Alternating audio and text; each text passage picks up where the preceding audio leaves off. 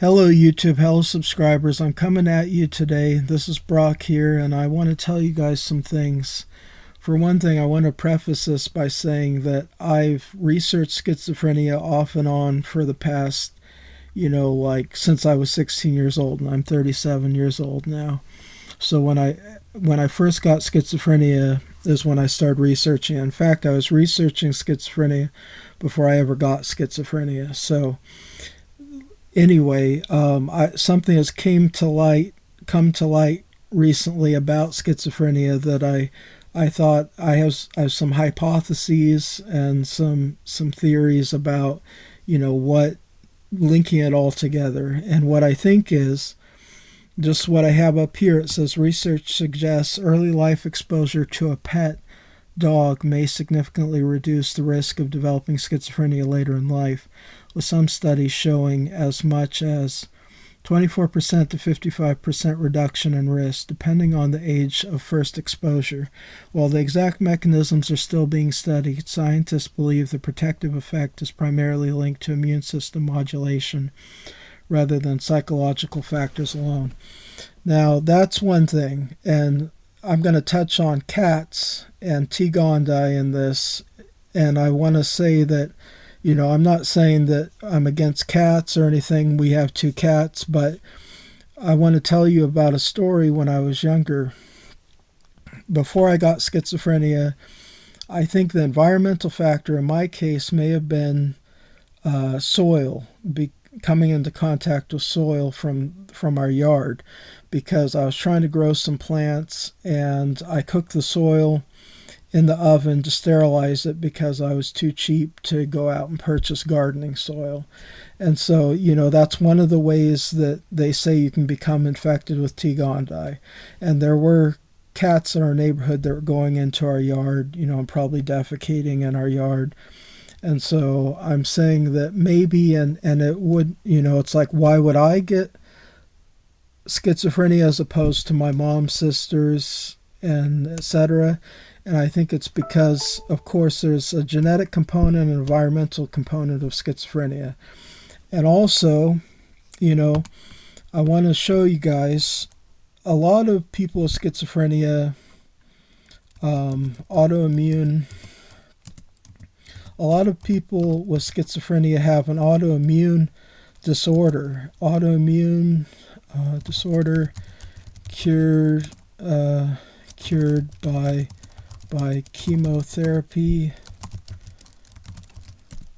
Thought it was schizophrenia.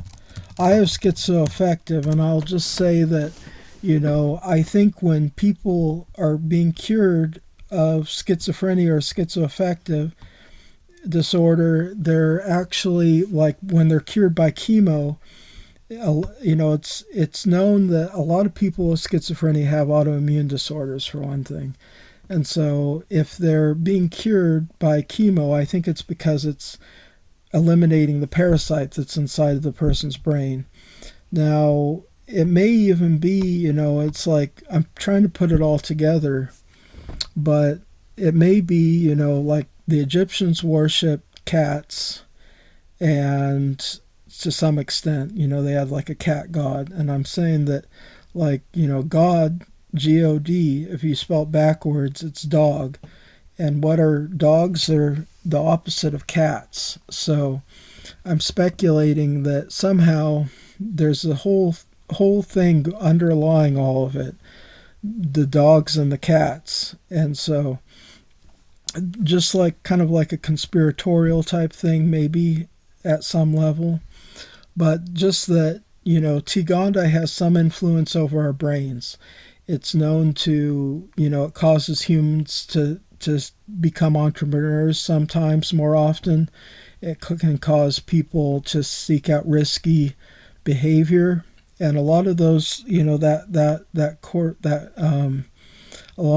same lines are like same things that schizophrenia can cause people to take more risks. Like when I was younger, when I first got schizophrenia and before I was taking my meds, there was a time when I was suicidal. I wanted to jump off of a bridge. Well, I think you have to factor in that the parasite T. gondii, Toxoplasmosis, that it can, that's a part of its life cycle, is when it gets into the water, it can then, get into other hosts or something like that. But anyway, cats through history, a lot of supernatural superstitions have been based on cats. Vampires, witches had cats, all of that. Maybe the cats are like a familiar. There's some sort of almost like a supernatural entity, or they make people, because people with schizophrenia are a lot of times prone to mystical thinking and things like that. It could be related to the whole parasite getting into the person and all of that. So I know there are antiparasitics, but it's it has to be something that can cross the blood-brain barrier and different things like that. So, I don't know. Anyway, that's just, I don't want anyone to take this as medical advice or anything, it's just speculation, but I have researched schizophrenia over the years, and I've seen a lot of things about it. It says recent medical breakthroughs have identified cases where patients diagnosed with schizophrenia were actually suffering from rare autoimmune disorders that were inadvertently cured or significantly improved by chemotherapy and other immunotherapies. Research suggests that between 1% and 5% of individuals diagnosed with schizophrenia may actually have treatable immune system condition that causes brain inflammation or attacks crucial receptors. So all I'm saying is that maybe, when people are cured of schizophrenia because they go through chemo, because there was one particular case of a woman that had schizophrenia that wasn't treatable with antipsychotics, and she then underwent chemo, and I'm speculating that it killed the parasite inside of her brain, that's more likely than not the case, that she had T. gondii, and it killed the parasite, because perhaps people that have autoimmune disorders are so susceptible then to getting T. gondii, getting that parasite, whereas not everyone's impacted by it. So it's only the people, and maybe the same genes in schizophrenia that are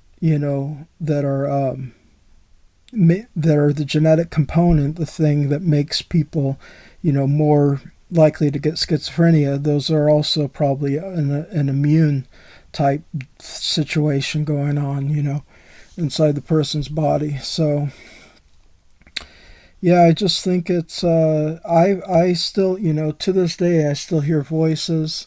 I still have problems even taking my meds. And so, I would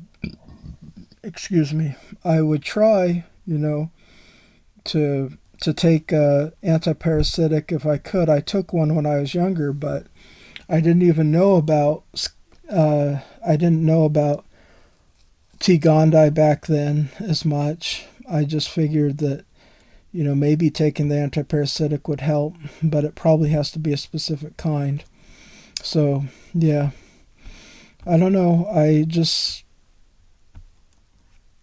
think it could be some sort of grand conspiracy. Humans think it's like we figure we're, top dogs on the planet, but other creatures may be, unwittingly manipulating us, controlling our behavior and all of that. So it's a little ironic.